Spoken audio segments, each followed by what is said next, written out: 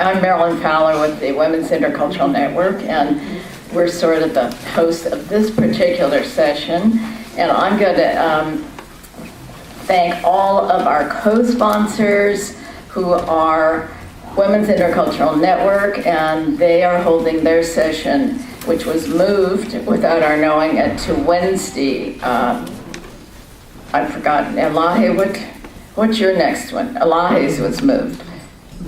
I'm sorry? When's your next panel that they moved? Oh, the next panel that I had, it was actually workshop, challenges and opportunities of technology for combating violence against women. It's actually a workshop, and it has been moved to Thursday, 4:30 at the church center. Okay. It was today at 2:30, but it was moved to 4:30. Moved to 4:30 Wednesday. Following us is another one of our co-sponsors, the San Francisco Department on the Status of Women.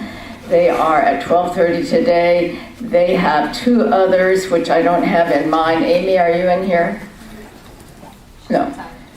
She can tell you what those are later. We also have the Coalition of Women from Asia and the Middle East, which is Elahi's organization. They're based in Southern California. And let's see, I named Southwest Airlines, of course, always co-sponsors us. And is Gloria in here, co-chair of U.S. Women Connect? No, she's outside too.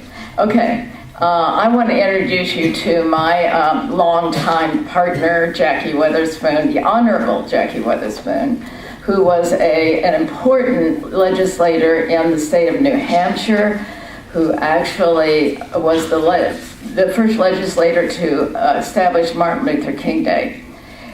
Was it just in New Hampshire, or did that go national? We were the last state in the United States to get it.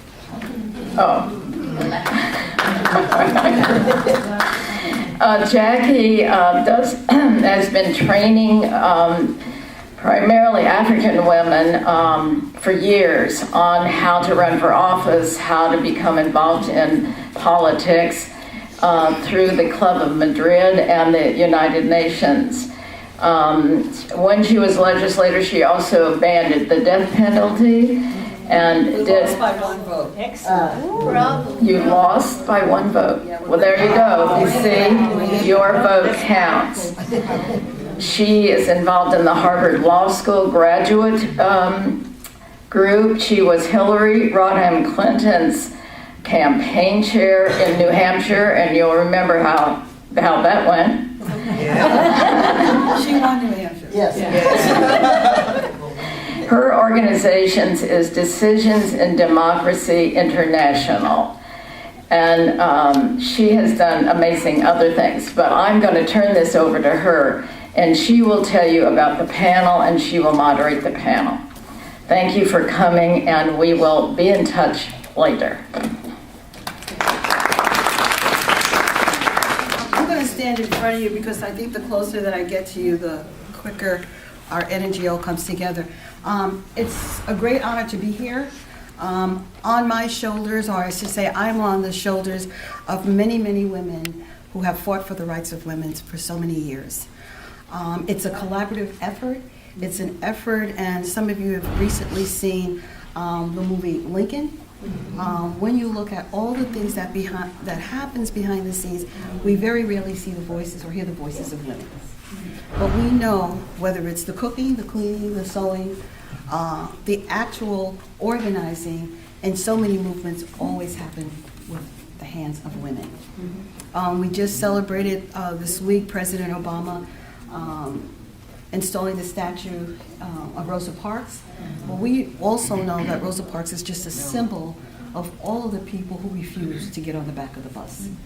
So we need those symbols, but we need the actual sheroes. And each one of you in the room represent the sheroes that's going to take this effort forward that we're going to be discussing today. I don't want to spend a lot of time because the speakers that we have here on the podium, they were going to blow you away. I'm very excited about, and what we know about any type of movement, let me just segue a little bit, is that if we don't have, and what do they call that? There used to be a commercial called "Only My Hairdresser Knows for Sure." So only my hairdresser knows for sure. So a person that we have here is the next generation, and that's Mary Olashuga. And you need the next generation to carry on any movement. And part of any movement is saying, I'm going to let go. So within Decisions in Democracy International, my group, we are training the next generation of women leaders. We are targeting women leaders from the ages of 25 to 45. We just did a segue from the White House office, Women in Public Service. So Mary Olashuga, she's one of our international young awardees from Oxfam. She's also one of the awardees from the United Nations. And we found Mary through another things. Mary has also just written an article for the Huffington Post. So this tells us we can let go because the next generation is ready to lead. Do you hear what I'm saying, my sisters? They are ready to lead, okay? And they don't use Clairol yet. The young woman sitting next to Mary with the red jacket on, now you all have heard of Special Victims Unit, Law and Order? Yes. This is her. This is Miss Audrey Moore. And she is the one not only who advises, but she has set up the unit as the Assistant District Attorney for New York City. And she's going to be giving us solutions today. And we have pamphlets that are going around the room. But we got her first because this afternoon she's going to be with the Cheryl Wudun group, Half the Sky, but she's ours first. Can I get an amen? Can I get an amen? So with Sisters and Sisters here, Audrey, you should know from Harlem. So you have lots of women after today that will support your work, that will find out ways to get the work further embedded into their communities within the New York City area. But as you know, Audrey, as well, there are women here from Sweden, there are women here from Japan. Some of the women from Japan are just waiting for the next session, but hey, you pick them up anyway. And we also have women here from Connecticut, Pennsylvania, and I'm happy for our sisters that are here from Connecticut because, as we know, there's what has happened in Newtown and other areas. There are all types of systemic things on why violence happens. The last person that we'll have this morning is Elahe. We have worked together. She's out in California. She is the executive or the assistant co-chair for WIN, and she will be talking about women of the Middle East and the challenges that they face. So that's the introduction, and we will have, let's start from the Middle East first, and then we will work our way back.